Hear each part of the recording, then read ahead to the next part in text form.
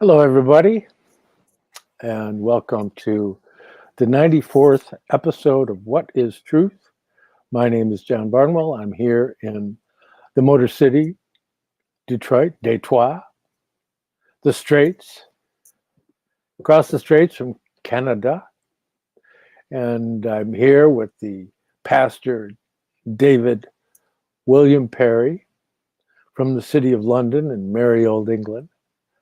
I'm being optimistic, and it seems like the stranger things become, it gives you greater opportunity to be optimistic. And so I guess that's a way to look at it. And in looking at all the transitions that we've gone through, and by the way, last weekend I happened to mention James Burton, the guitar player for Elvis and Ricky Nelson and a lot of other people. He's in the Country Music Hall of Fame. It was his birthday, and I wasn't even aware of that. So that's kind of synchronistic, shall we say. Oh, today is the birthday of an old friend of mine, world-class drummer, one of the top drummers in the world, who passed away back in 2016, Dennis Davis. He did a great many albums with David Bowie and a lot of other endeavors because he played with George Benson.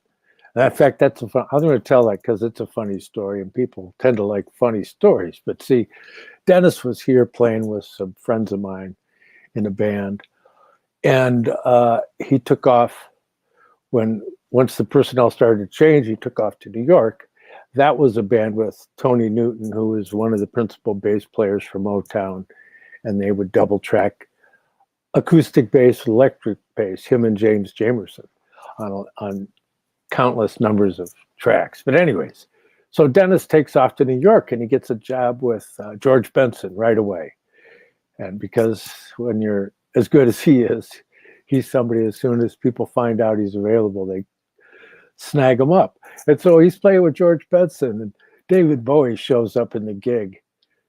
And in between sets, he sits down with Dennis and he says, I want you to come play in my band.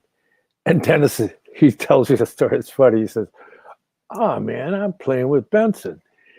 He says, how much? And he told him how much. And he said, well, I'll double that. And so Dennis said, when do I start? And so really a great run. And I'd get a hold of Dennis when he'd come into town with David Bowie's band. And I never met Bowie because he would go stay at a friend of mine's house.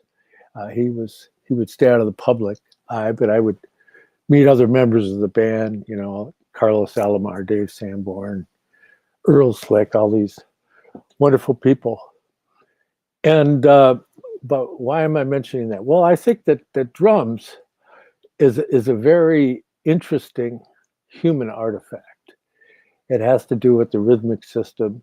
You could kind of, in a sense, according to like Furs Morrish, the obscure British theosophist, he shows that the rhythmic impulse is a stream from Lemuria, whereas the harmony and melody impulses from Atlantis, and that they came together in ancient times in a very special way. I think that's an interesting concept, and that's worth exploring.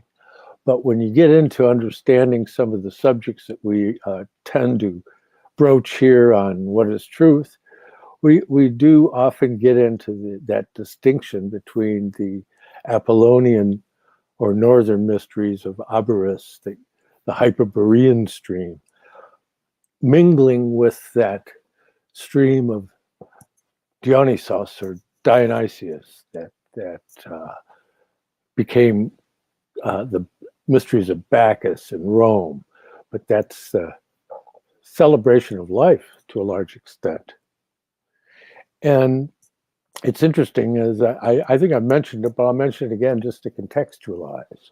When Rudolf Steiner said that during that time in the Greco-Roman period, the opposition spirits, the Luciferic spirits, wanted to make people weary of Earth so that they would leave and go to some other realm, right? And vacate Earth, basically, and which she's still striving to do. And that's kind of in the image of wanting to be liberated from the world of rebirth. But if you look at the 5,000-year period of Kali Yuga in the system of India that started with the death of Krishna and ended in 1899, the lesser Kali Yuga, they have a larger scheme in which there's this much longer Kali Yuga. But nonetheless, coming to understand that was a entering into the dark realm, the material realm. Likewise, with the transition that happened within the mysteries of Greece, as portrayed in the mythos that's so marvelously explained by Rudolf Steiner in Wonders of the World lecture cycle that I keep making reference to. It's a difficult material because it's so transformative, but it's available on YouTube here and on the Rudolf Steiner archive. It's been retranslated or the translation cleaned up, I guess, and published by the Rudolf Steiner Press in London in that wonderful series that they do, the ones that look like this, the nice soft cover editions. But anyways, why am I talking about that? Well, because see, in keeping with the quotation of Rudolf Steiner's that I inserted beneath on YouTube, there's a quote from Rudolf Steiner, The End of the Dark Age. And he said, and I quote, "The earth could not reach its goal if the Ahrimanic powers were to gain the victory, if man were alienated from his beginnings, from the powers who supported him at the beginning of his evolution. Outwardly, the human being would develop in a way entirely in keeping with the earthly sphere, but by suppressing his innate disposition, which must lead him beyond the earth. The Ahrimanic powers could not touch man while the intellect was still rooted in the spiritual through an old inheritance, as was the case during the past 3 or 4 centuries. But this has changed since the beginning of the 20th century. The ancient Indian wisdom knew this and fixed the end of the 19th century as the end of the dark age of Kali Yuga. Thus, it had an intimation of a new age. This new age was to indicate that from the beginning of the 20th century, our deepest concern should no longer be that of clinging to an old spiritual inheritance, but of absorbing the new light, the pure light in our earthly life. And that's out of Collected Works, Volume 211, Sun Mystery, Death, and Resurrection. And so that's something we can touch upon here. So, Pastor David, how are you there? Always good to hear of your musical past, John, a rich panoply of people and melodies. Always good to hear that. Something sadly I don't share with you. I'm a great admirer of music, but from a very insecure distance.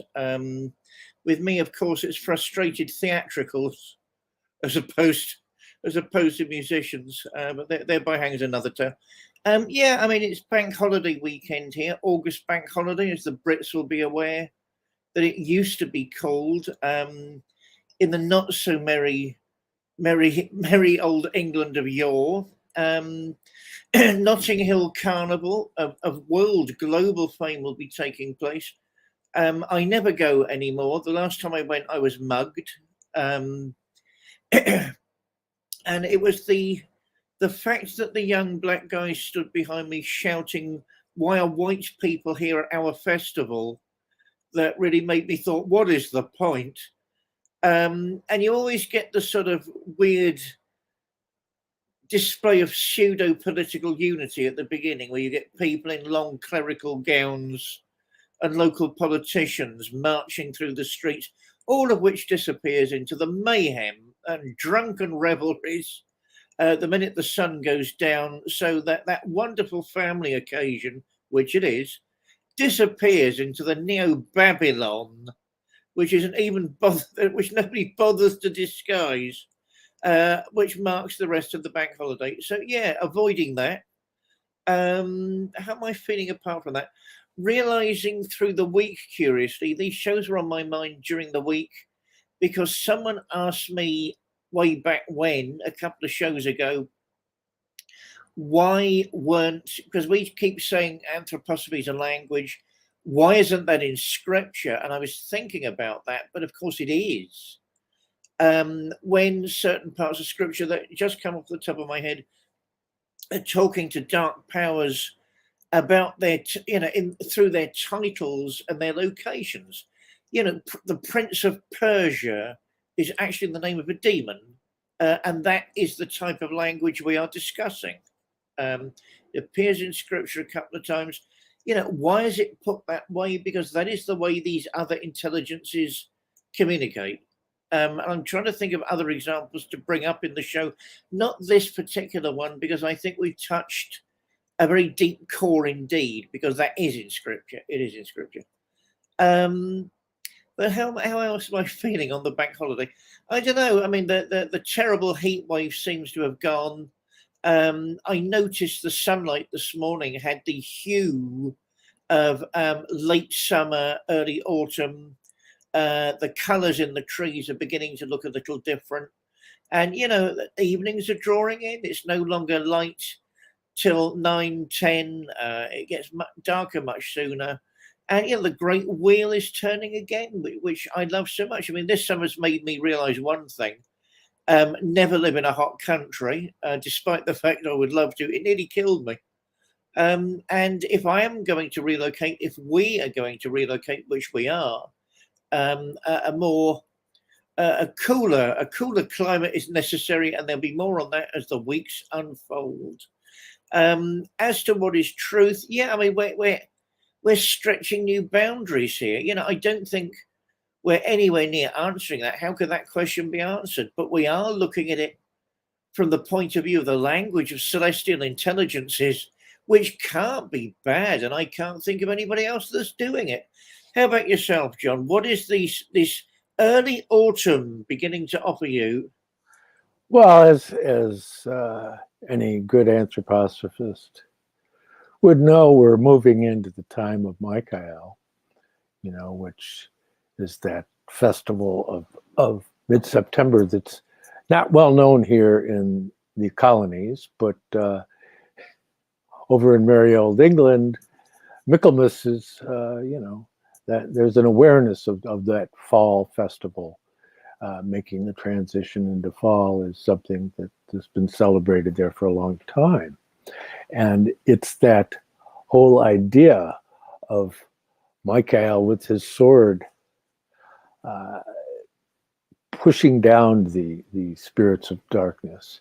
And that's that idea of that conquest of that element, the lower element that is obfuscating the fact of that the lower element also is pertaining to the mysteries of the upper gods.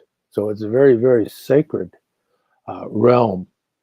It's something that has gotten more than its share of distortion since the innovation of secularism, shall we say.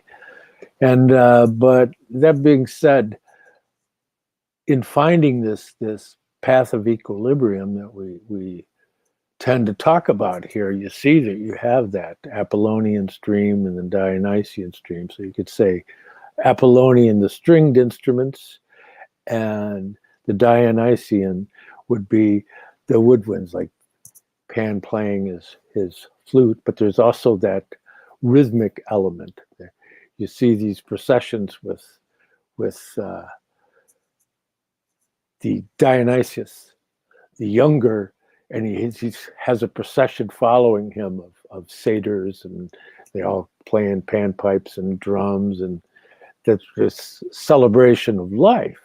And so going back to what I was saying, because if you notice in this quotation here, Rudolf Steiner makes reference to the Ahrimanic spirits, the spirits of materialism, the spirits of darkness, that if you succumb to them, then you cascade with the passing of the physical realm of the earth, because it's something that's only going to exist in its state for a time.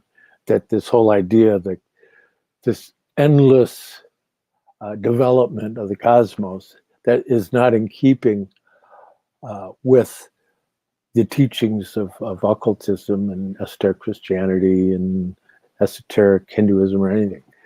That's a very new concept that developed out of that Kali Yuga thinking, so to speak. And so with mankind developing further, a big part of that is being able to harmonize these elements, not to go too far one way or the other, but that the Christ impulse is the key. And in keeping with that, Johann Wolfgang von Goethe said that if you truly have art and science, you have no need of religion. Now, that's not to cast any aspersions on religion, because religio means to unite. But Rudolf Steiner does talk of a time in the future where, as mankind unfolds and begins to reclaim the heritage of the realms of soul and spirit, that it wouldn't be necessary, because one could have a direct relationship to the being of Christ, and you didn't need an intermediary.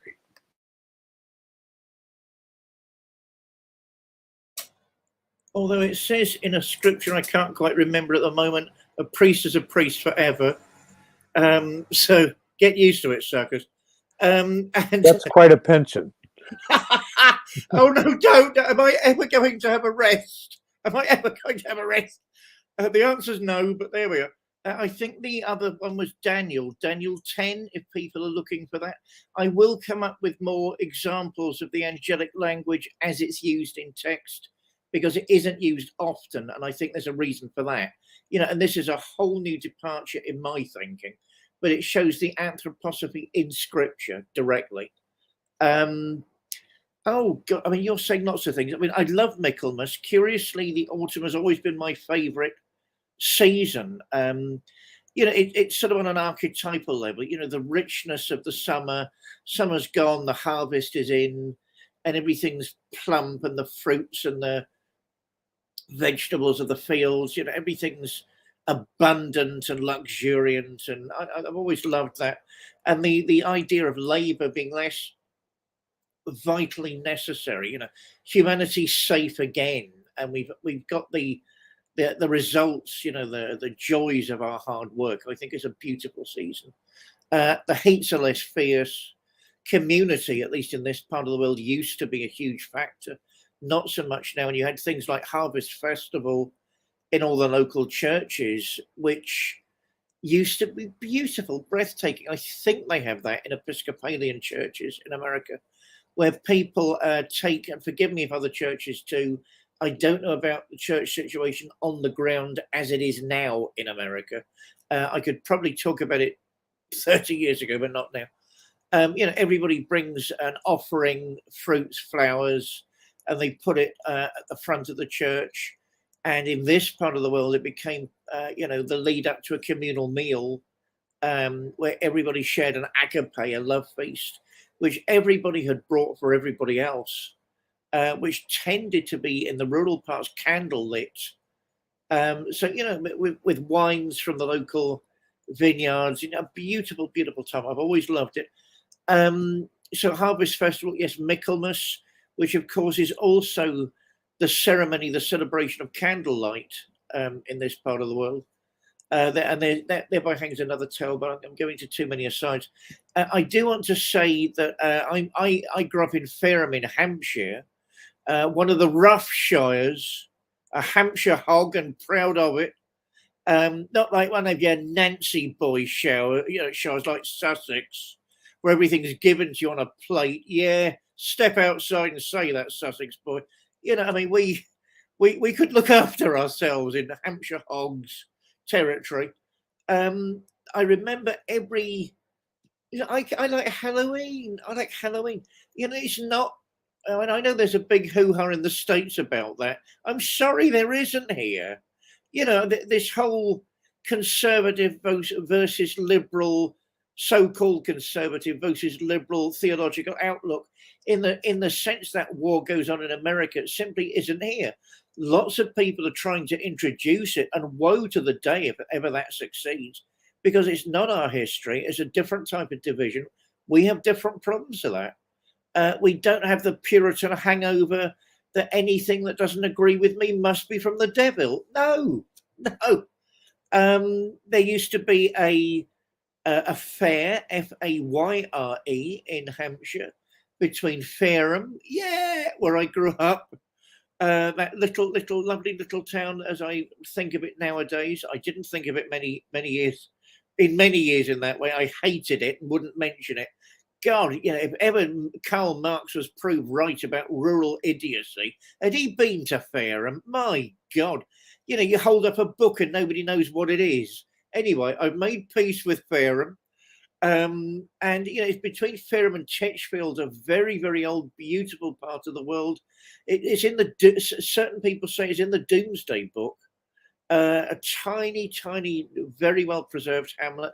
There was always a fair, F-A-Y-R-E, which would nowadays have that sort of crass, Billy Smart's circus, local entrepreneur going around the country with sort of 1,000-year-old tigers growling in a very tired ring with a ringmaster. Even that's being replaced now with mechanical cars, you know, and these weird circular things.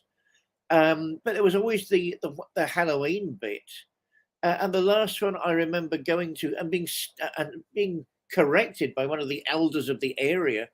There was a young girl holding the broom, a wicker broom, a besom broom, upside down, with two other girls on the leading float that used to go all around Chechfield. And I remember as a callow cub saying, "She's got the broom the wrong way up." And so one of the elder statesmen, one of the burghers of the area, saying, "It's been done that way for the last 700 years. Oh my God. So you keep out of it.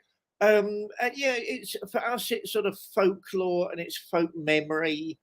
And it's to do much more, I suppose, with the time before the dissolution of monasteries and the violent changeover between Catholicism and what became the Church of England. So there's sort of, I don't know, warm reminders that there is a continuity here, despite everything the upper class can do to prevent it, which is actually quite sweet and succulent and pleasant. And it reminds me, I've had someone on my mind all week. Bloody Sally Ann Glassman. I hate you, Sally Ann Glassman. Sally Ann Glassman, I think, what was it? She's Hungarian Jewish. She's now a fully initiated Voodoo priestess. She lives in New Orleans. She's a prolific artist, painting the Orishas. She says her New Orleans tarot deck, what a bloody brilliant idea. Why didn't I think of that one? Where all the characters are black, is more traditional than anybody else's tradition in that area. And she's opened a botanica called, what is it? Island of Righteousness, Island of Salvation, where she sells occult stroke religious paraphernalia to enlighten people locally, and was bloody interviewed by international press for taking her campaign of fighting street crime with white magic into an international arena. I bloody hate you, Sally Ann Glassman. So obviously a seer and a visionary, and I don't know why she's coming to mind. I promise I'm stopping, John. After she's stealing all your ideas. That bloody woman. So I confess I'm trying to show a continuity. I confess I'm trying to do that. She's bloody done it. She's bloody done it. And I was trying to think actually before this show, there's no equivalent of voodoo here, and it is legitimate to say that's Creole inheritance. It's perfectly legitimate, because then you get the food, the architecture, the clothing. So how can that not be a cultural asset? And she's now going around claiming that its ancestry, its religious ancestry, is clear. And yet, I just think, how about this for the ultimate irony? Sometimes those parts of the world which have been through a lot culturally actually have preserved a great deal more of the heart and soul of the people than those that haven't, although perhaps everywhere has in a different way. Before I get back on my grimacing horse, I'll hand back to you, John. Have you heard of the remarkable Sonny Ann Glassman?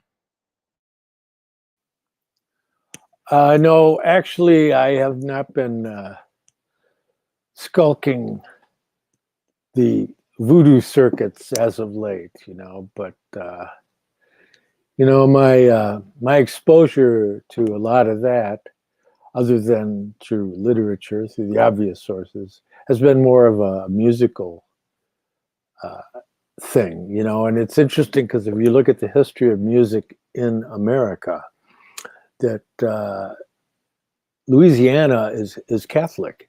They don't have counties, they have parishes.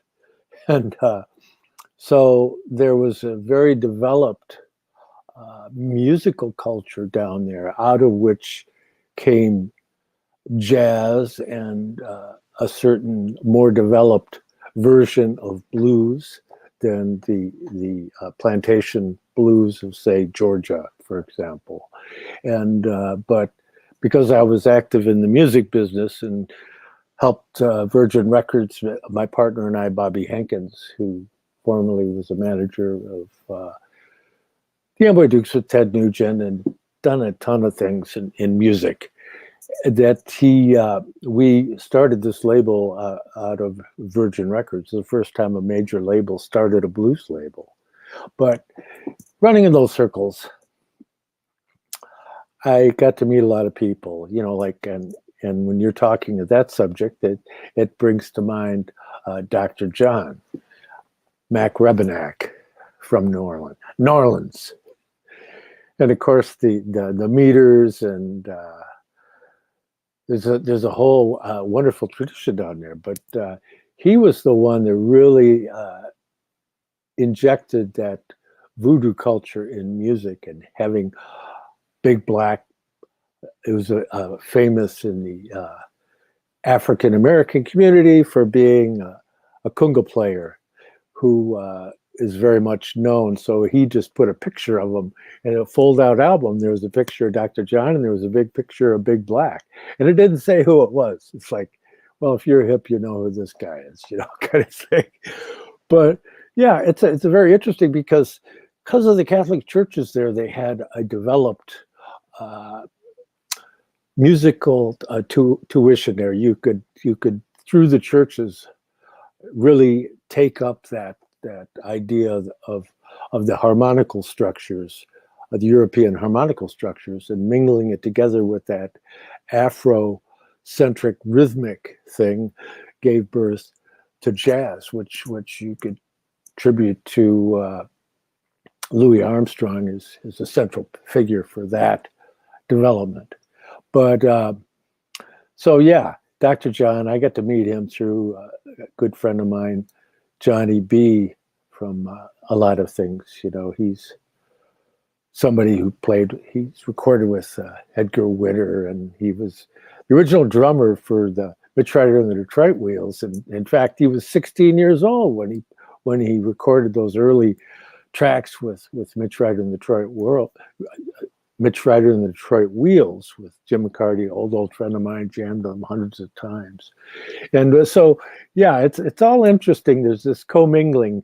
And so you'd have to look at American culture and say that one of the most important things that it's been able to contribute is its contribution within the sphere of music. And perhaps most importantly, in a way, jazz.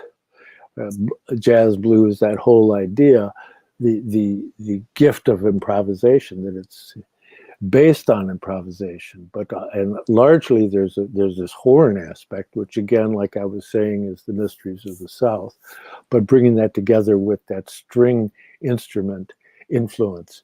So it's fascinating in studying music history.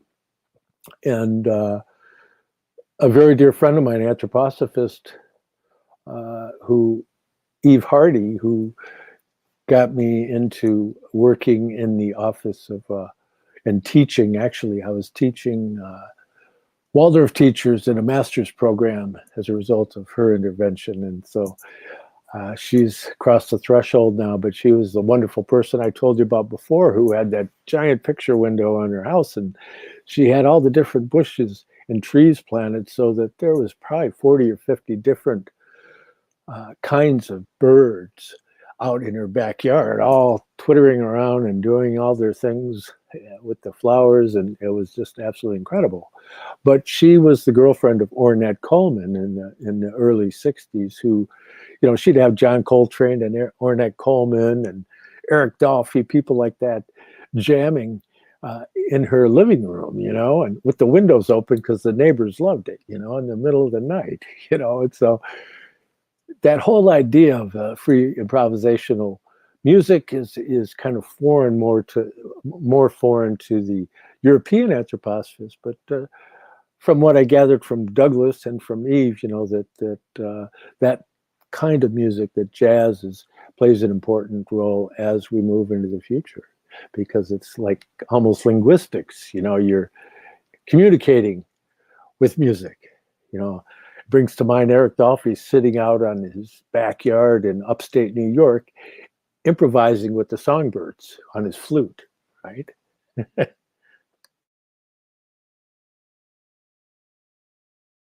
Yeah, I mean, I'm never a detractor of American culture. American literature is part of the tradition that I cut my teeth on. How can anybody say that a novel like Moby Dick isn't of global significance in literature? I mean, and the fact, what was it, Melville? Everyone ignored it when it was first published, right? So he's got to be a genius. And he went to work the next day and apparently sent his off as it was published then, and they all ignored him. Oh, and I remember reading that book for the first time and getting as a youth, and getting a really non-European vibe from it at the risk of sounding 70s. You know, the terrible, the enigmatic figure of Ahab, the significance of Moby Dick, and what that may or may not mean. All of which, of course, was based on a real life incursion of some whales into an area nearby him, which was reported in the news, that he turns into something of mythopoeic proportion. I know you have a problem with the postmodernists. I don't, because I think the real postmodernists are perfectly aware of the failings in the system, and there are lots of people who like following fashion. I do consider that an American contribution to world literature and the arts of overwhelming significance. I remember when I first read Cities of the Red Night by William Burroughs, a man I'd read, I think, Junkie before that, and realizing there was something very significant, but not realizing the level of his attainment until I read that particular novel, Cities of the Red Night, which I don't know, it has your tense from page one until the last page. Therefore, he's doing something right. Incredibly potent, powerful, non-European vision of life and what makes things tick. Even its Catholicism, American Catholicism, is so not European. I mean, my sadness is that it's trying so hard to be European. Why be what you need to be in America, John? Well, yeah, and also the element of Queequeg, right? That the Indian and he's doing this prophetic forecasting of omens, you know, and so you have that is a pretty new element in the tradition of a novel. In fact, novel was a novel idea still at that time. You could say, you could trace the novel's important role back to Sir Walter Scott. He's the individual that really established novel writing as a legitimate art form. And in fact, he was Goethe's favorite English-speaking author. But yeah, Melville, well, a lot of people don't even realize, but Melville is included within the tradition of the Transcendentalists, that wonderful group of authors that included Ralph Waldo Emerson and Henry David Thoreau and Bronson Alcott but yeah, it's an interesting ferment, and Rudolf Steiner speaks very highly of Ralph Waldo Emerson, that if along the lines of that Americans could just follow the vision of Ralph Waldo Emerson, they wouldn't go astray, so to speak. And I'm just, of course, greatly paraphrasing, but yeah, so there is that. And they had what was called the Twilight Club. And around sundown, they would meet in somebody's living room and they would discuss books they were reading, things they were writing. They're kind of like American Inklings, of course, much earlier. And you have an interesting group of people floating around that, and it continued on into the 20th century, actually, and you end up with like Walter Russell being involved in the circle that was the metamorphosis of that. And in fact, it's quite startling how many people and how influential it was. But in going back to that early beginning and being influenced by the Neoplatonic authors through the translations of Thomas Taylor, the Platonist from England, who was a clerk in a bank, and him and his wife would wear togas at home to feel more attuned to the kinds of things he was translating. And so you get that very interesting theatrical treatment. And you have Charles Johnson in Missouri had a magazine, The Platonist, in which he was printing in English translations of Neoplatonic authors. So it's an interesting ferment that's little known. I mean, not too many people talk about it other than on our small circle here, but yet very, very important. I used to sit in this nice, easy chair, and I had next to me the complete Emerson edition. It was nice with the gold leaf on the tops. And yeah, so it's a very warm place in my heart for Emerson. I remember one time when I used to manage the Mayflower Bookshop, which is the largest metaphysical, esoteric, holistic bookstore in the world, according to Donald Weiser from Weiser's New York. But one night, I used to have dreams where I'd go to the bookstore and I'd look things up, because we literally huge collection of books. And but one day in my dream, I went in there and I went down this one aisle, and there's Ralph Waldo Emerson sitting on this little stool, and he just looks up. And I said, "Oh, don't go away, I'll be right back." And I went over and I grabbed a Ralph Waldo Emerson book, and I said, "Yeah, we have your book here." He said, "I already read it."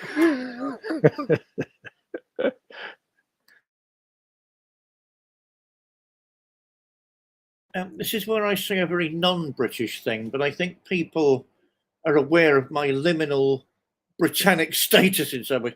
The Transcendentalists had much more of an influence on me than the Inklings. I liked their anti-religious stance because it shouldn't ever be taken at face value. The pursuit of the transcendental comes first. Were churches promoting that? Largely no, therefore ignore them. I mean, that's gutsy. And yeah, I always wanted a Jesuit friend of mine was always promising to stop his car, American Jesuit, and get a stone from Walden, a pebble, a rock, and send it to me. So there was an astral link with David Thoreau and Walden. You never did. You never did. So if anybody's ever passing Walden, please just get me a rock or something, John. Yeah, Henry David Thoreau. There's that wonderful story where he got thrown in jail for civil disobedience, and Ralph Waldo Emerson goes to visit Henry David Thoreau at the jail, and he says, "David, what are you doing in there?" And Thoreau says, "What are you doing out there?"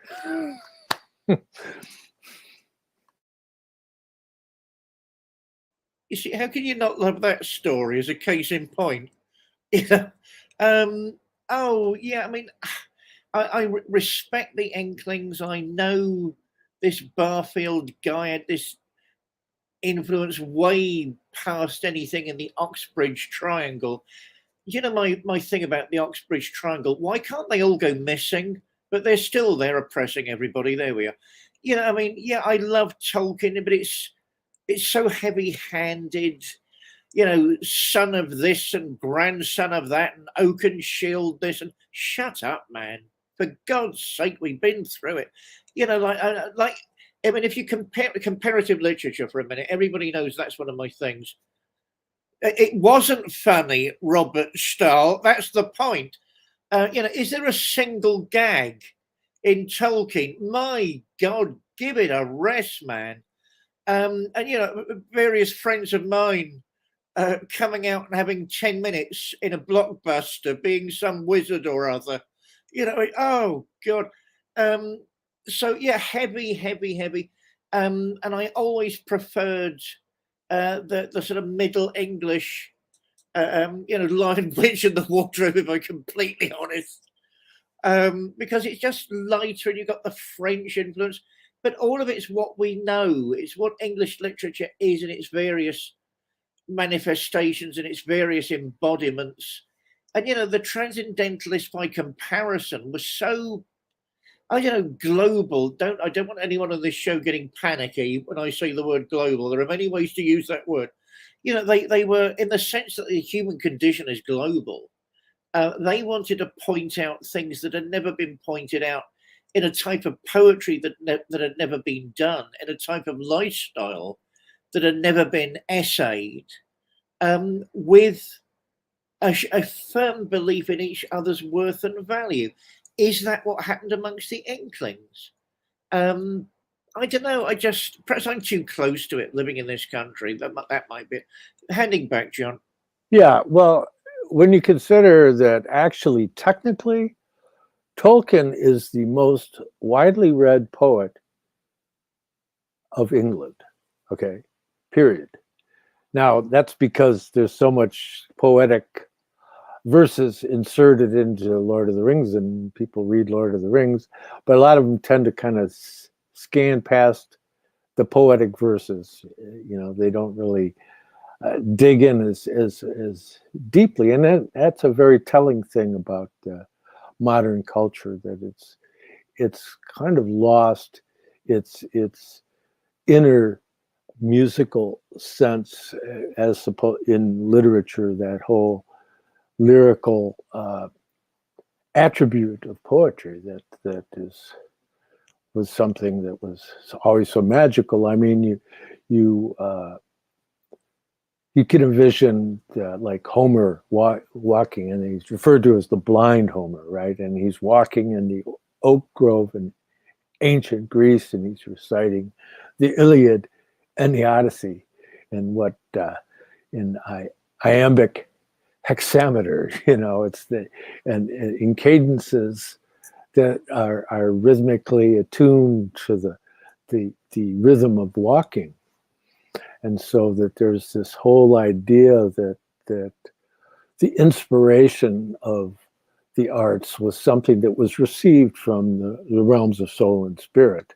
Now, with your postmodernism that you're so fond of, people are like really adamantly holding on to the fact that it's human creation, and there's this mingling of elements, and so we're in this transition to where, as people develop, there will be people that tend to want to take up the Christ language, as it's referred to by Rudolf Steiner, which is the language of the spiritual hierarchies, about which you were making reference to earlier regarding scriptural exegesis and how much of the concepts of celestial hierarchies is fundamental to any scriptural exegesis. But if you were to ask Thomas Aquinas, I mean, the works of Dionysius the Areopagite, the author of Celestial Hierarchies and Divine Names and Ecclesiastical Hierarchy, all these things that came out of the school of Dionysius, and that was the second most quoted source in Aquinas's principal work, the Summa Theologia. So you have, it depends on what school of thought you are regarding biblical exegesis, because there's a whole new development out of the fundamentalist stream that really doesn't pay attention to what Thomas Aquinas said about anything. Not really. And it's kind of funny because, as I've mentioned before, that the way in which we express ourselves in language, the various variants that are involved in the linguistic structure even, it goes right back to Aquinas. He's the one who really formalized that realm of thinking as far as the Middle Ages were concerned. He's like the example. And so people are influenced by Thomas Aquinas if they're speaking modern day language, whether they like it or not. It really doesn't matter. And I don't think that Aquinas would be bothered by it anyways. I mean, after all, toward the end of his life, he had so many mystical experiences, and they had to stop giving the Eucharist because he would start levitating and they'd have to pull him down, you know. So, and he said his writings were as mere straw by the time he got to that point of his life. And actually he died before they could pull him before the Inquisition. And probably had he gone there, that his writings would have been condemned by the church, because he at that point had gotten so far along that he might have gotten in trouble with the Inquisition. Oh, I love old fatty Aquinas. God, it was a big boy. Pulling him down from the state of levitation must have been some going. Yeah, but like St. John of the Cross, I mean, now they're all mainstream theologians. But if you look back to them in their day, they were all young radicals, barely escaping with their life what the Inquisition wanted to do. Yeah, I mean, Aquinas would have fallen afoul of them instead of becoming the main architect of church theology at that period. No, I mean, it struck me, things striking me a lot at the minute, you know, that if you'd have talked about the old guy in the sky, Aquinas would have thought you were the most primitive person imaginable if that was your view of God. And that, of course, is the Middle Ages. So we've not done much progressing. I remember at university being introduced to the Summa and coming away with this sort of image of this short, fat, rather jolly person with his head full of angelic materials. I mean, not a bad way to spend a life, a very beautiful way to spend a life. And I correct myself. I remember there is one gag in The Lord of the Rings. It's very early on when basically Frodo is at Bilbo's house before kickoff, basically, of the main tale. And he throws out one of his aunts, one of the Sackville Bagginses. So you instantly know where that's going. And she tries to come back to tell him exactly what she thinks of him with a crushing remark. Anybody that can't see that as Vita Sackville West knows nothing about British literature. And that's what she would have done. She'd have had the last crushing remark of the day. And that's the only gag in The Lord of the Rings. And it's a beautiful one. I wish he'd have done more. You know, so it can be done. You can have all this highfalutin, thumb rim thing and this and that and the other. And let's crown you my liege. And you can have all that stuff, but you can have a bit of humour to it as well. Yeah, I mean, the language of the angels, I suppose I'm on top of it. That's the trouble. And as I've said before, you know, the English not British, the English Neoplatonic tradition has always had great joy to it and great beauty to it. It's always been involved in the arts. Therefore, although it seems to be this sort of Apollonian withdrawal from the sphere of affairs, actually it's not. And it was always to do with finding the best within yourself to become the best person that you possibly could be in the given set of circumstances which were your life. That's hardly a terrible thought. I mean, it's a very beautiful thought. Something I agree with you. Something the oh god, there's so much I want to say. Something the sort of modern experimentalists in literature wouldn't want to admit. I mean, I think we've gone beyond the postmodernists now. I'm trying to avoid phrases like post-realists because I don't think that actually amounts to much. No, we'll stay with the postmodernists.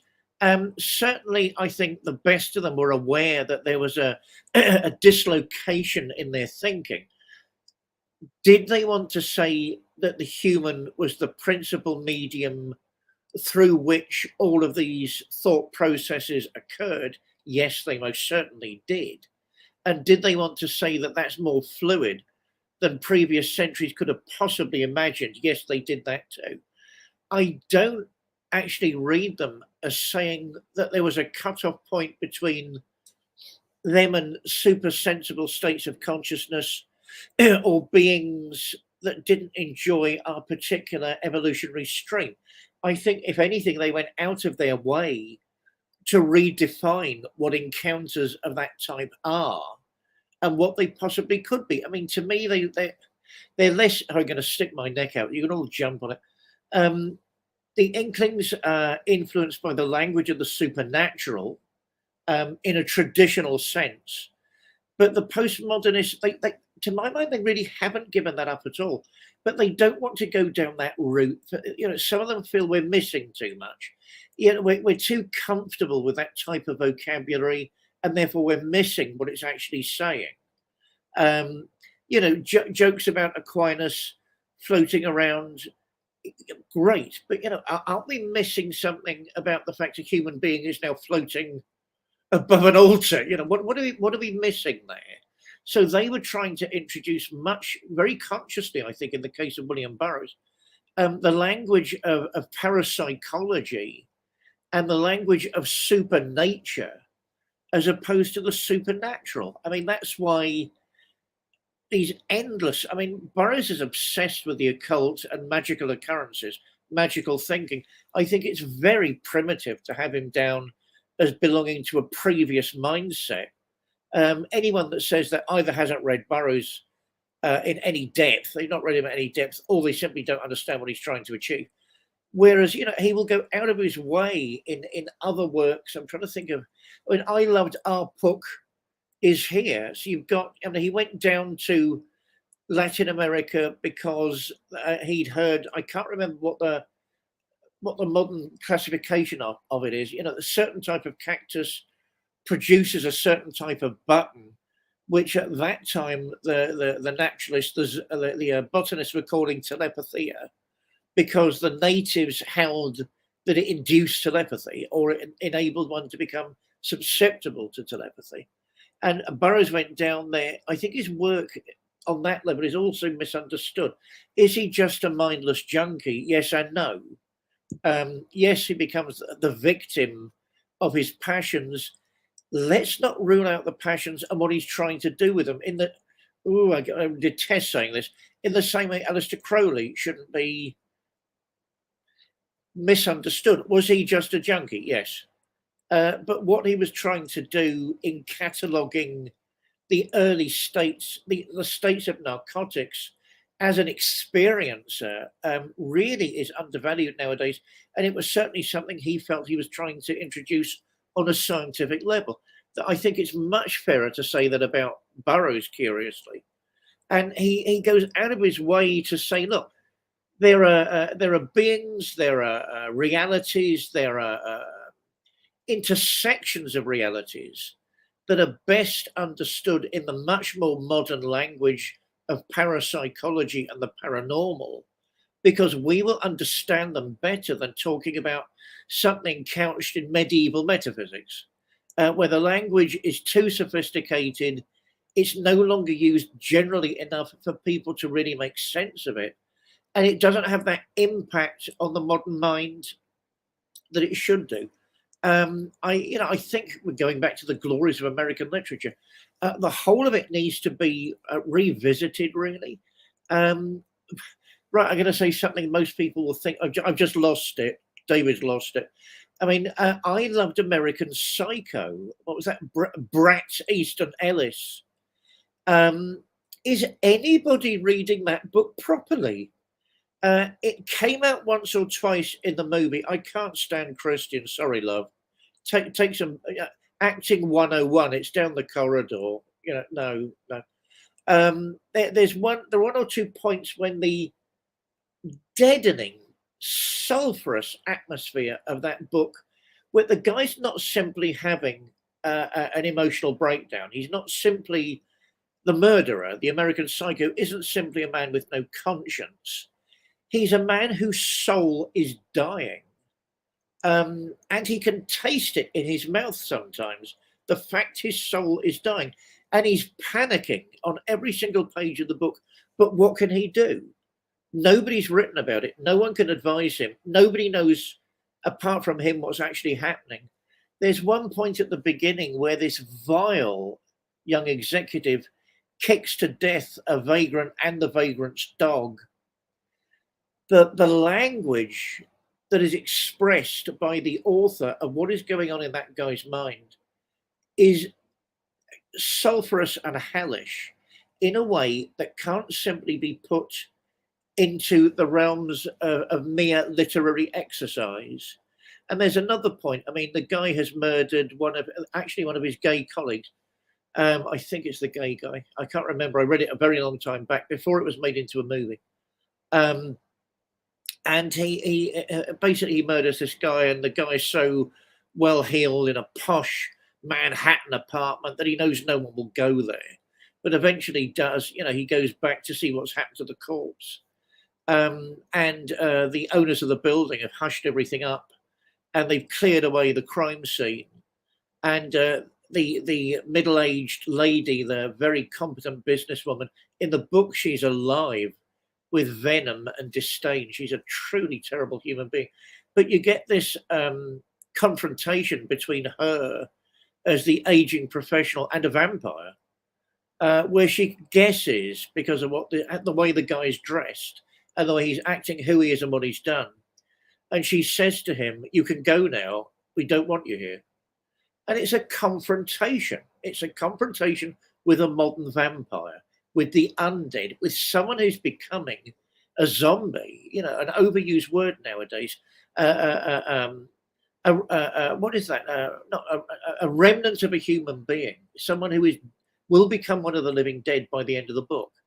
Therefore, that's why I suppose I vociferously defend the postmodernists at their best, because you're looking at a bridge between what was and what will come, and the literary attempts to find a meaningful vocabulary to phrase that in, sadly not knowing that there's already a vocabulary which is called anthroposophy.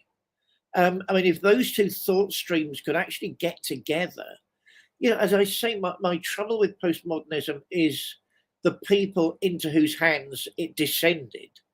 Either think it's weird stuff, or it's pomo. You get an eye on a screen. Hey, that's weird.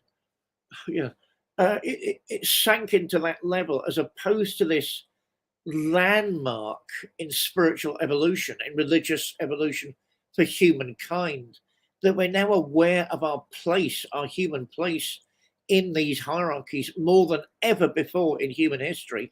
But we need to confess to ourselves we can't articulate it in full, but we must keep trying. That's God, I stole the show there. That's why I think that needs to be understood and brought back. And we need to say, okay, what comes next in literature? I'm talking about literature simply because I know it best. Oswald Spengler, all right, hang on. Are there more anti-postmodernists that understood postmodernism than there are postmodernists who understood it? Oswald, as usual, that's a bullseye, brilliant. And I think the trouble is, if you want, for a while, if you wanted to make a career, you'd say your novel, your artwork, no matter how dreary, was postmodern. I mean, where would British sculpture be nowadays? The Turner Prize without postmodernism. My brick is now in a bed. Ta-da! Right, you've won the Turner Prize. Yeah, I mean, lots of people are playing with that word, assuming they know what it means. I'll just say this, John, then I'll shut up. I mean, it was us religious types, and it was the postmodernists that realized there was something wrong with the whole modernist enterprise, that it was reducing the descriptions of reality to rational formula, and everything was this sort of solar consciousness. Let's beat the proverbial out of tradition. It was a phase, it's over now, without really understanding what it was dealing with in its headlong race to reach this secular utopia, whereby everybody was some sort of brain in a machine. It was basically the religious types and the postmodernists that thought, no, hang on, we can't quite see what, but there is something really wrong with this. And what was wrong with it was its lack of humanity, I mean, amongst many other things. So we mustn't throw out what they were trying to do at their best. I mean, unlike any other cultural and literary movement, I mean, postmodernism in theatre is nearly laughable. So that's why I'm not discussing it. But, like any other major cultural innovation, we've got to remember what they were trying to do and why they were trying to do it, as well as their honesty. Have we managed to achieve that? No. But it needs to be achieved. We've got to keep trying, because if we don't, then the modernists take back the reins of power. And right, where does modernism lead you to? The ruthless efficiency of Nazi Germany. The end. Handing back to you, John. Well, yeah, I think that if you're going to broach the subject of postmodernism, it's kind of challenging if you just skip over saying, okay, well, what is modernism? And technically, in the realm of literature, a good example of modernist literature would be T.S. Eliot. He's considered the penultimate modernist poet, and in fact, Ezra Pound, who kind of, you could say that without saying it, he considered himself the godfather of modernism, and being that he would edit authors to trim down some of the adjectives and all that, make their language more economical, closer to the way people actually communicate.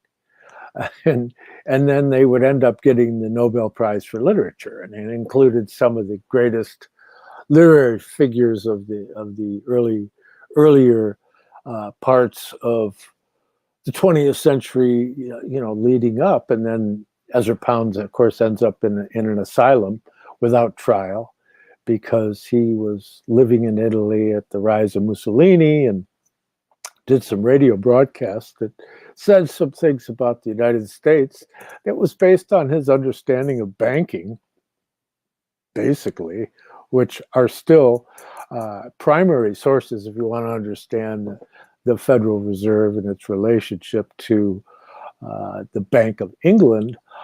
It's to a large extent due to Ezra Pound, that the reality of that structure.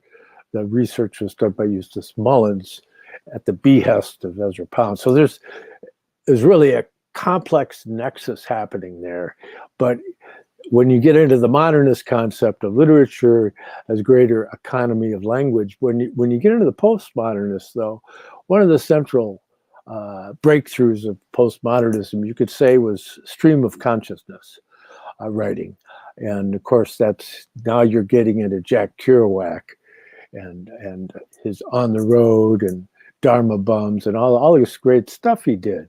And he would get like rolls of butcher paper and feed it into the typewriter so that he didn't have to stop typing to change the paper, so he could just keep going. But again, a lot of this is so much of literature is fueled with drugs, and that's problematic. I mean, in fact, Rudolf Steiner even mentions it in reference to Friedrich Nietzsche. Nietzsche was exposed to poisoning, and so on the one hand, the frightful beauty of his Zarathustra is due to the intervention of that poison in the system and changing his physical biochemistry and loosening the etheric body a certain way, but in an unwholesome way. But yet it produced an incredible result. And so you get a lot of this stuff is drug fueled, especially, like in England with the Romantic poets, and opium was so prevalent at the time. And it's just, it's fascinating. And now with what's going on these days, there's still this enshrining of that there's some kind of secret to that. It's all about drugs, and that the stuff that the ancient mysteries, they were just all talking about drugs because that's their point of reference. That's as far as they can take it themselves. But you get William Burroughs, the drummer in my band when I was in high school. His brother Andy went to a private school because he was a problem child, but he went to a private school in Switzerland, and there were several of the postmodernist authors were the teachers at this school, and he used to have breakfast with William Burroughs, in a little cafe in Switzerland, but there are people like I don't know, Gary Snyder and all these interesting characters that were pulled in to be the teachers in this school, and Allen Ginsberg, wild and woolly crowd. I find it interesting. In fact, I knew Jack Kerouac's second wife. She used to come into the Mayflower. She lived in Grosse Pointe, which was a wealthy suburb of Detroit. And Kerouac actually lived here for some time and was married to her. And so there is a few pages in the corpus of that postmodernist movement that does center around the Motor City. And I find it all very interesting, as I find most human endeavors interesting, even though they might not be necessarily wholesome.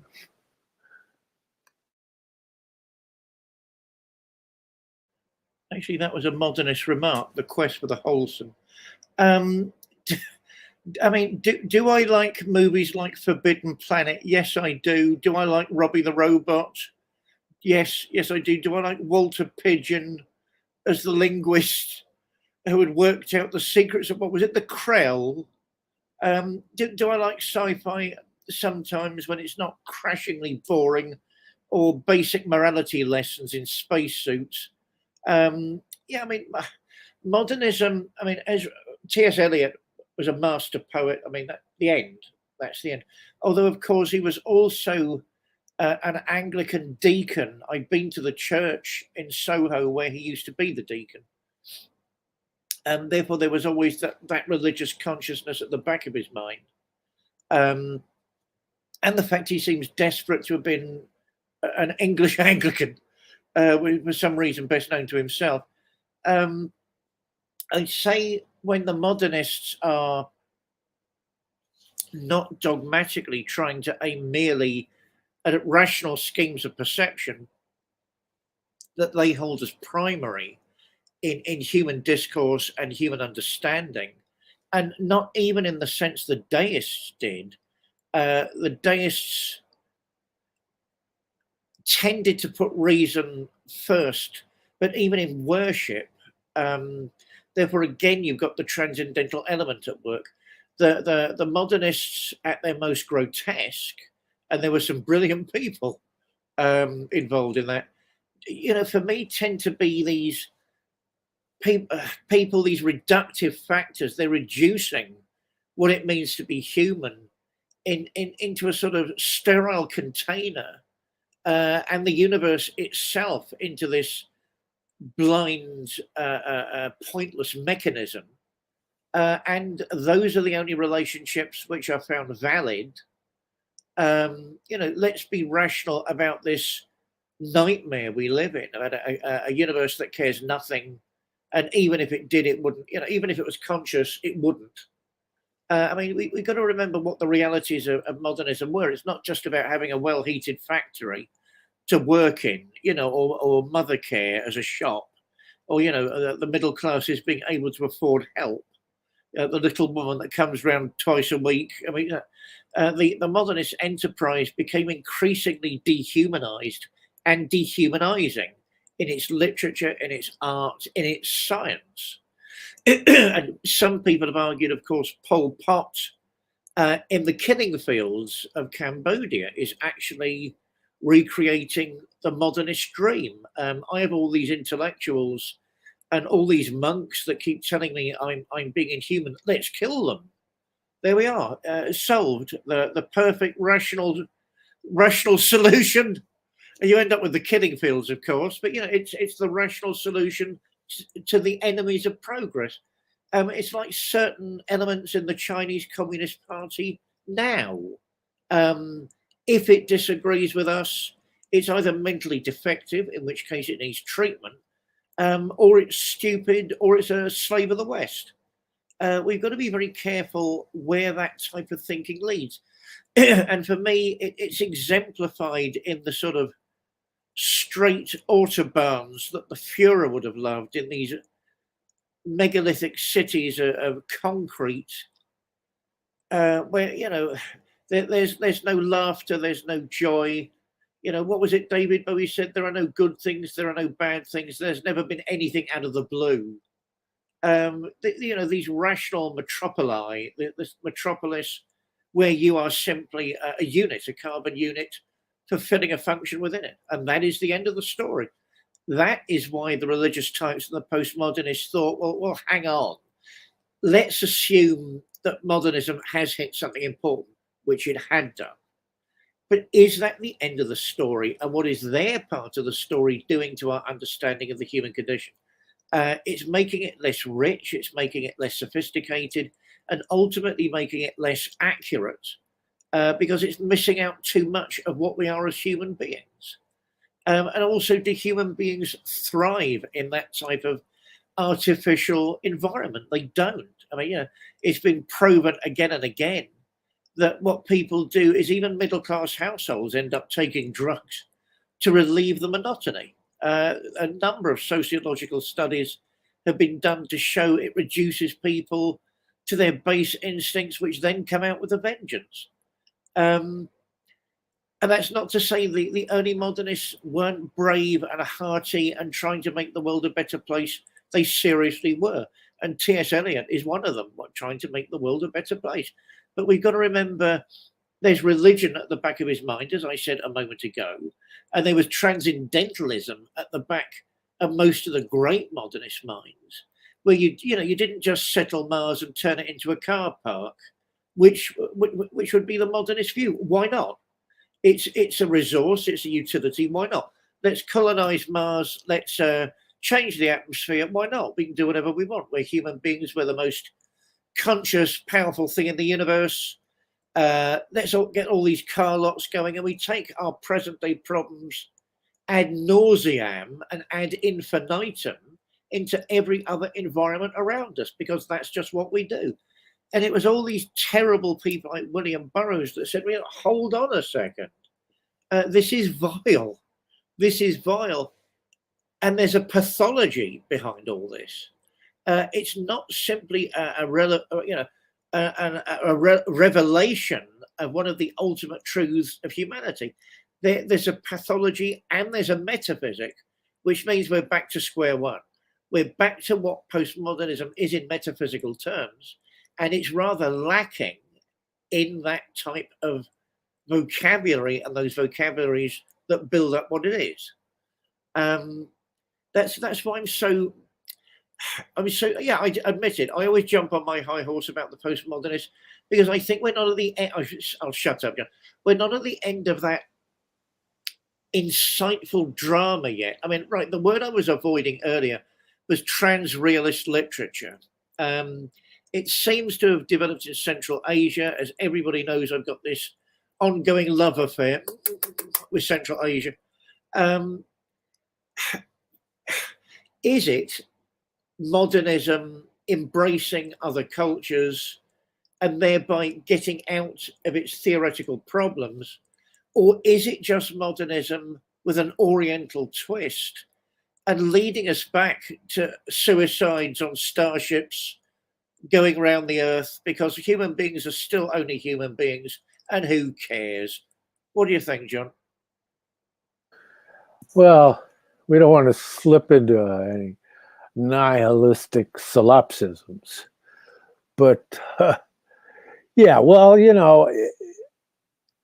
I brought up T.S. Eliot, and he is a leading representative of the modernist perspective in literature, and in fact, his four quartets is considered the penultimate Anglican poetic work, really. And so you see all these Anglican churchmen. There's all these videos of them eulogizing on T.S. Eliot's four quartets, and how important it is to the Church of England. But if you continue along, like I brought up before, that T.S. Eliot, he did a radio broadcast in 1959, which is, quite late for Eliot, of course, but he did it in Germany at Nordwestdeutscher Rundfunk. And he said, I think that the present time will spontaneously lead to something like the separation of individual human beings from time's events. They will stand on their own feet, and from their innermost being, they will seek new paths, spiritual paths. It seems to me that Goethe, for example, had a compass of consciousness which far surpassed that of his 19th century contemporaries. Rudolf Steiner expressly upheld this, and I do too. In a certain connection, atomic science has a meaning, namely inasmuch as it is in the hands of men who are in no way able to cope with it. It has no importance whatever for the progress of mankind. I see the path of progress for modern man in his occupation with his own self, with his inner being, as indicated by Rudolf Steiner, end quote. And so, well, there you go. So, but you'll never see any of these Anglican churchmen bringing that up. But that was something that it stands out in great relief. And so everything is in a process of educative metamorphosis, so to speak, unless people just shut themselves off.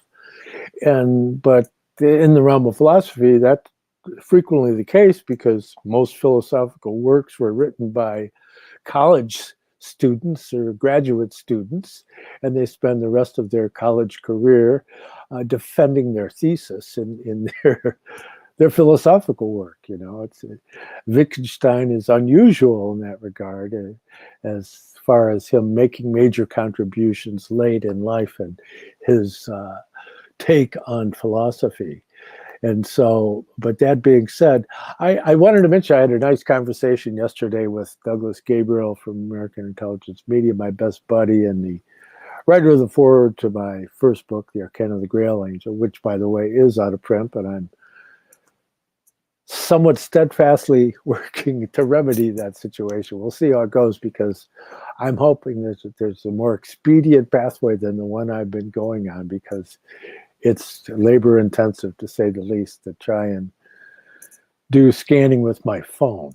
But anyways, we had the conversation yesterday with James Stewart, who over the last 40 years has compiled the Rudolf Steiner archive, and he's since now involved in a new endeavor, elib.com.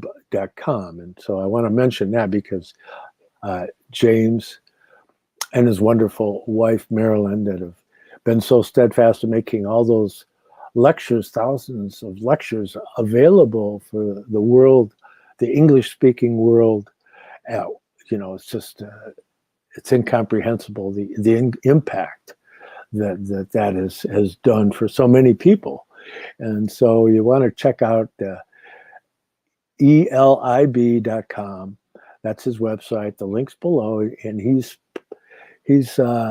separated off and is now in the work of publishing Steiner books that have not been translated yet, so that you're getting access. In fact, the first, the foundation book that he came out with has to do with the founding of the Christian community. So, David, that would be interesting to you, I'm sure.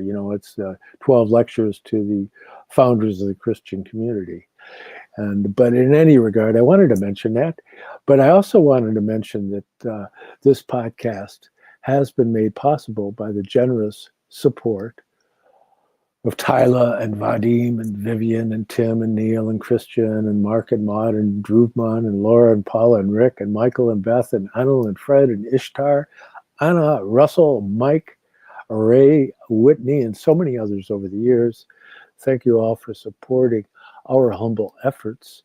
And of course, if you would like to buy us a cup of coffee for our efforts here, that's for Reverend or Pastor David. That's paypal.me/DPARRY 777, as it says right here on the screen.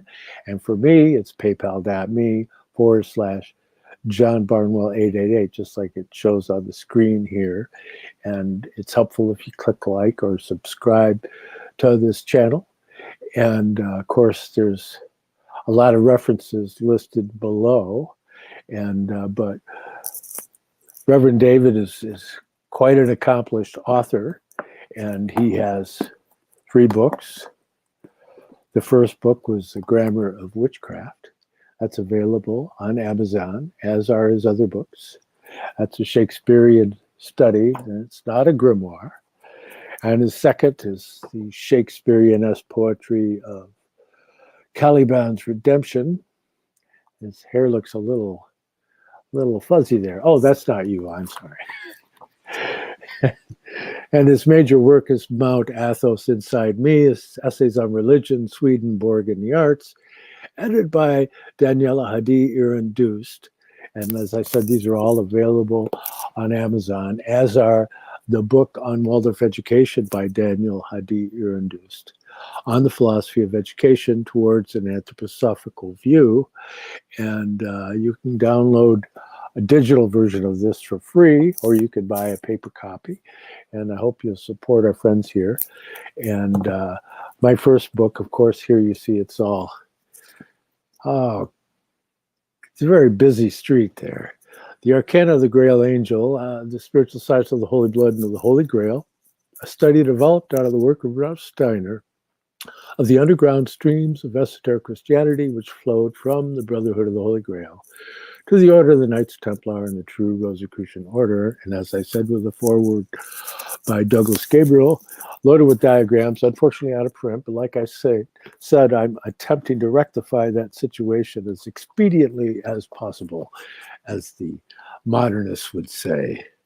And but the Grail diagrams are all included, plus a great many more, in my second volume, which is still available, and you can get it on eBay from me directly. And so there's a great deal of helpful diagrams that enable you to kind of keep the record straight as far as spiritual science. It has a foreword by William Bento. You can download a free PDF of his foreword to this book through the link below on my academia page. If you're outside the country, you can contact me through the academia page or through Facebook private message. Other than that, stateside, you can get them on Amazon from me directly. And I covered a lot of ground there, and I hopefully was complete. But in that regard, I wanted to fit all that in, especially thanking all these people and congratulating James and Marilyn on their new initiative to get those lectures of Rudolf Steiner in print, because it's challenging here in the English-speaking world. As Carlo Pizzer said, life without Goethe.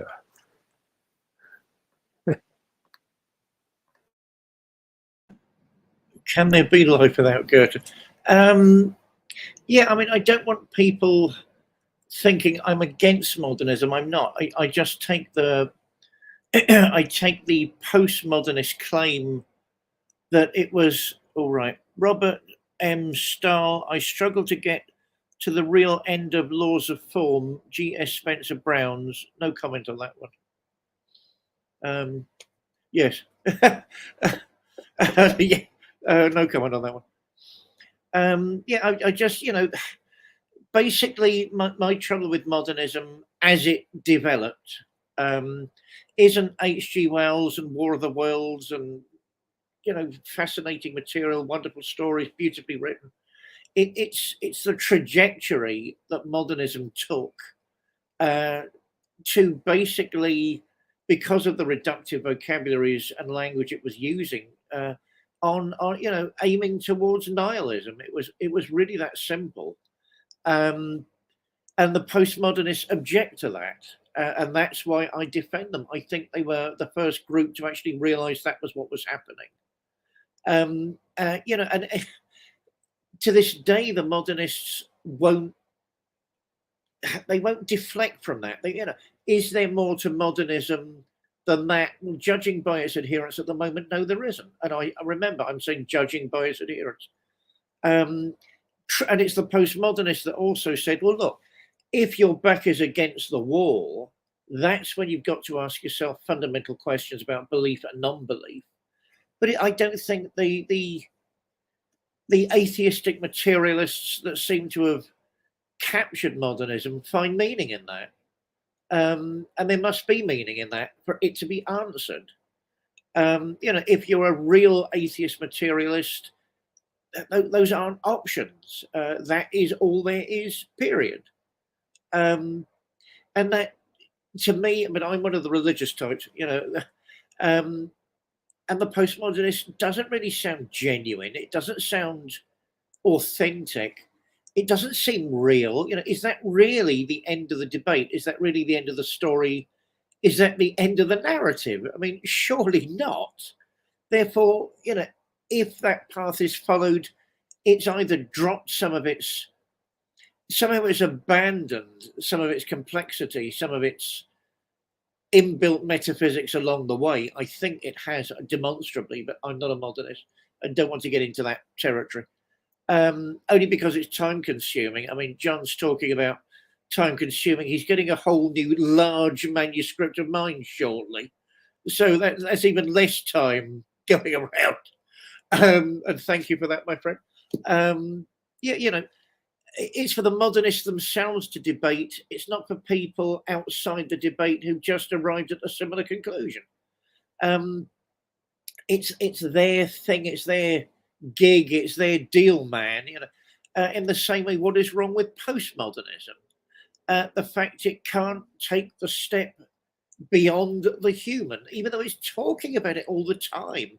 I mean, these weird insects that it seems to obsess William Burroughs, these sort of centipede monsters, mutants, and he's struggling with the post-human, forgive me for that gross expression, all the time, but he can't do it. He can't get to the point where he can say, look, hang on, we've taken a step beyond where we are now, back into some familiar territories. Curiously, religious people talk about them, traditionalists talk about them, but we've done it in a new way. The postmodernists at their best, and I know I spent far too much time going on about it today, they know it's there, but they just simply can't make the step. But again, that's their problem, not our problem, unless you're one of them. Because again, what would it be in the field of metaphysics that's missing as one of the primary discourses that will allow you to do that? I don't know, because we're getting close to time. What do you think of that, John? Well, again, bringing up the postmodernists and the body of work that's so prominent having to do with drug culture is at best going to give one a lower astral version of the supersensible, and unreliable one at that.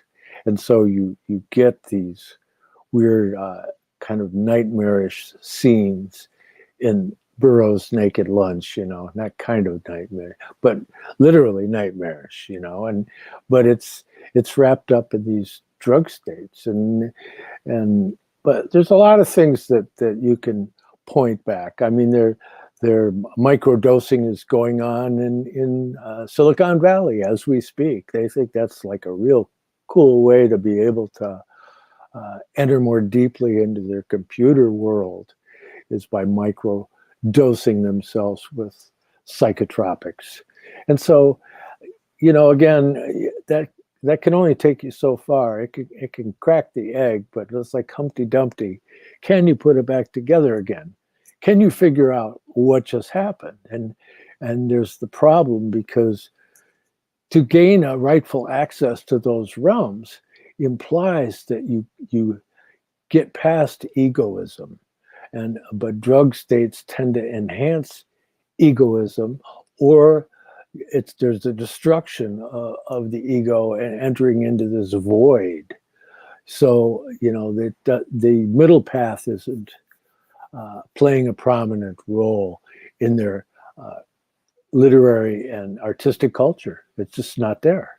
I mean, I've looked. Yeah, I mean, there's some nice things, like Gary Snyder, for example, but he was a Buddhist, and the idea of Kerouac mentioning Dharma bums is a reference to Buddhism, and up until that point, there wasn't hardly any mention of Buddhism whatsoever in literature in Western English-speaking culture, period.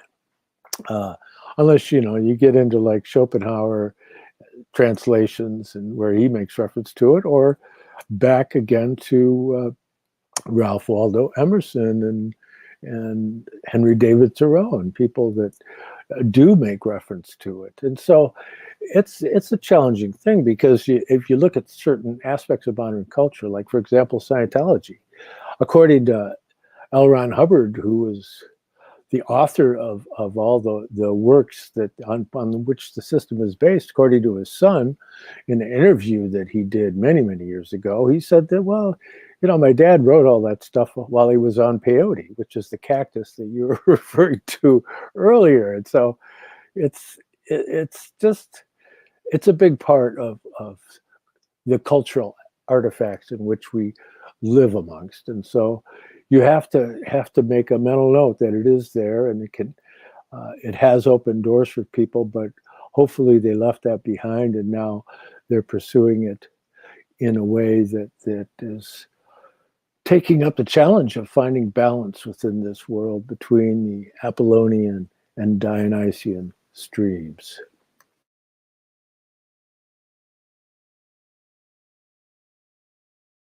What a masterful link. And I'm assuming that leads me into a time of reflection and prayer.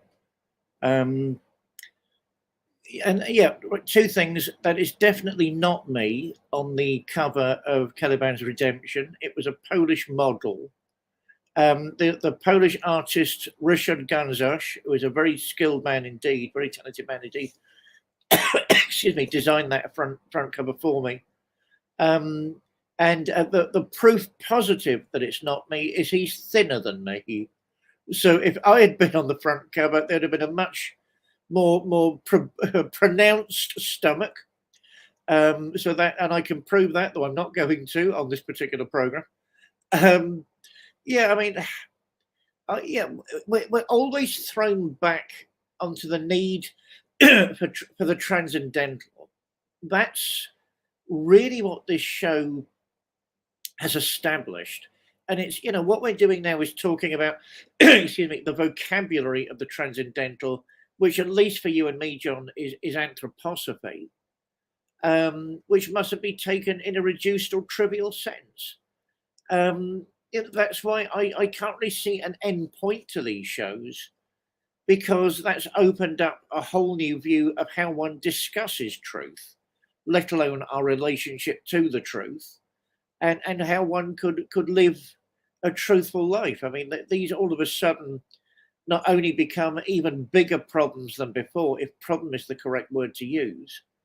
The very grounds of description upon which it's legitimate to talk about those things are now being raised as issues between us. You only have to nod. Do I do the prayer now? Right. Because that's a link into my prayer. I love our little community. I wish it was bigger for the simple reason I think many more people would benefit from these conversations. Also, we're becoming a family. I prefer the word church, but I'm an old romantic British Neoplatonist. What can I do? We're becoming a little family. We're becoming a little club, looking at very, very deep, serious, wonderful, and beautiful things. And we're beginning to make sense of it amongst each other. I notice the questions nowadays fit the themes of our discussions, whereas in the early days they did not. Surely that shows that each one of us is contributing to a much greater whole here. And I pray for this show. I pray for its audiences, whether live or virtual later on. I pray for a greater understanding and sympathy in the best sense amongst all of us. I pray for a depth that we can learn to communicate with each other much more profoundly and effectively than we have previously. And I pray for those angels, to those angels that teach anthroposophy, to bless this endeavor.